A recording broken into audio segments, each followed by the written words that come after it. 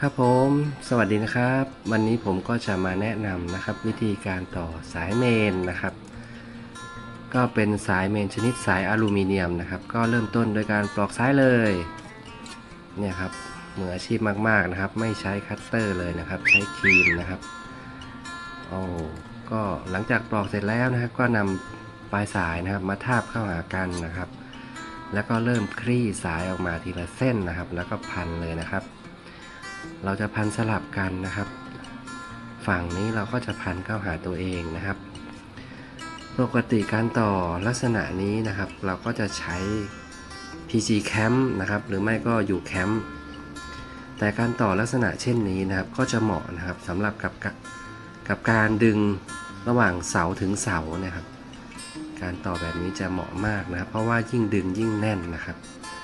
ก็จะพันไปเรื่อยๆนะครับจนครบทุกเส้น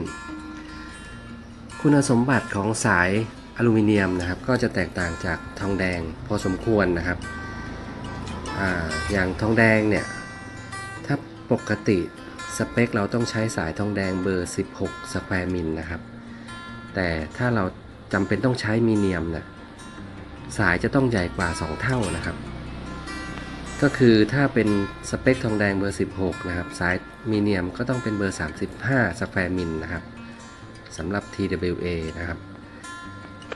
ก็จะใช้มือนะครับในการพันเพราะว่าใช้ครีมไม่ได้นะ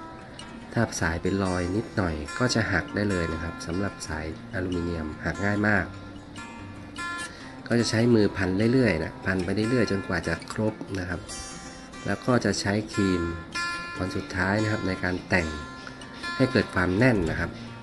เพราะว่าการต่อสายเนี่ยสิ่งสำคัญที่สุดนะครับคือต้องแน่นหลวมไม่ได้เลยนะครับเพราะว่าถ้าหลวมเมื่อไหร่เนี่ยก็จะเกิดการสปาร์ค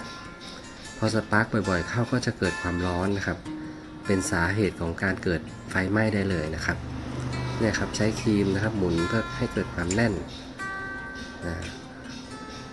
ยิ่งดึงยิ่งแน่นนะครับลักษณะการต่อเช่นนี้นะดีมากๆเลยนะครับ